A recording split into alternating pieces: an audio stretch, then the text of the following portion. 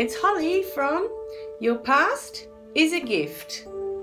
Okay, so today I want to touch on the process of how this all works. So hopefully by now you've got your notepad and you've taken to heart what I said in the last video. So got your pen ready and you've started writing down the events. Now the very first step is to write down the event as it actually happened. You want to write down just the basic facts of what happened. So say for example, one day at school your teacher told you off in front of the whole class. Okay, that's the event, that's what happened. Okay, for whatever reason, say you forgot your homework that day. Okay, I forgot my homework, teacher told me off in front of the whole class. That was the event. Then what you want to go through is, okay, what was your experience from that? How did that make you feel, right? You're being reprimanded in front of a whole classroom, in front of 30 children, for example. How did that make you feel? You're probably embarrassed, probably mortified because everyone's watching you and you're being chastised in front of everybody. But, okay, so basically, write down your feelings. And then what you want to get out of the process is how you interpreted that, the event. How did you interpret that event in your mind? So that's what I want you to think about today, what you get out of. Okay, there's the event, there's what happened.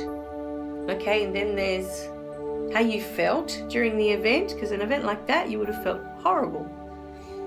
And then there's what you got from that event. What did you learn from that event, and how has that shaped you from that point in time up until now? What things have you done or haven't done because of that event? Think about it really carefully. What behaviors or what patterns have you created because of that event?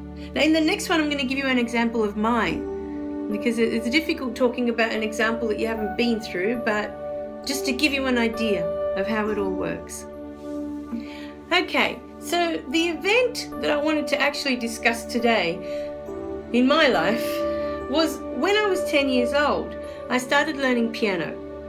And I remember one day saying to my piano teacher at the time that I really wanted to be a concert pianist.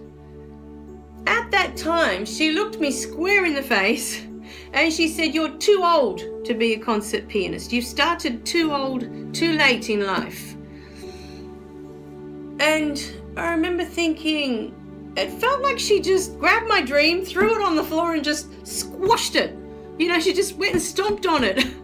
And I thought, but I'm only 10. I've got my whole life. I couldn't understand, why she would say that to me. With time, and I mean a lot of time has gone past, that I've come back to that event in my life. I wrote it down. I wrote exactly what happened, what she said. I wrote down how it made me feel, because when a child has a dream to do something and they're told that they can't, it's one of the most crushing feelings in the world for some. And this is what I want to get to. As I started to interpret, so in my mind, what I got out of that was that I can't. I just put it in my head that I can't, because she said it wasn't possible, then it's not possible for me. But with time, I met another girl. I was much older, now we're talking 10, 30 years later.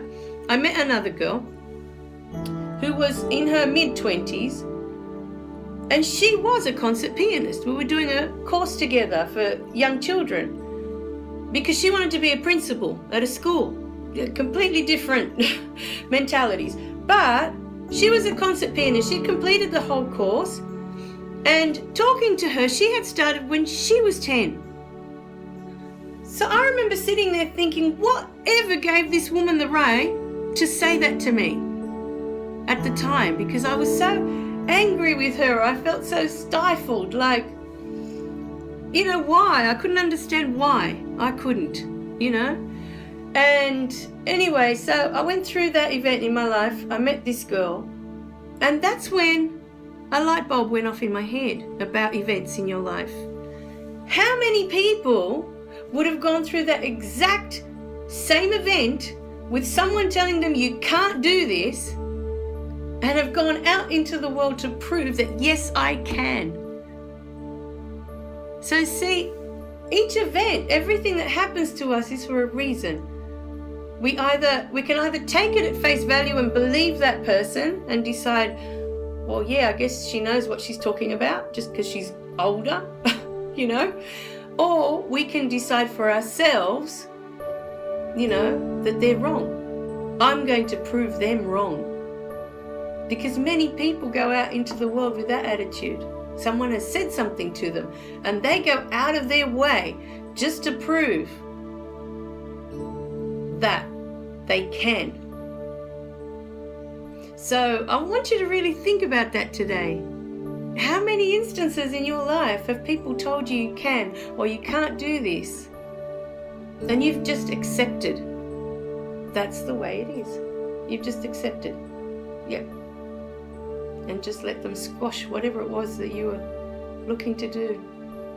And with time, what happens is it creates this little voice in your head that keeps telling you, no, I don't think you can do that. No, I don't think you can. You don't need that adult telling you anymore. You already start to question that maybe you shouldn't do that because you won't be able to. So today I want you to really think about that. How many events of your life have been just like that? An adult telling you what you can and can't do, and it stopped you from doing something you really wanted to do. Anyway, very important thought, I think. So remember to click like and subscribe below so you don't miss any of the videos. And I'll see you in the next video, okay? Thanks for watching. Bye for now.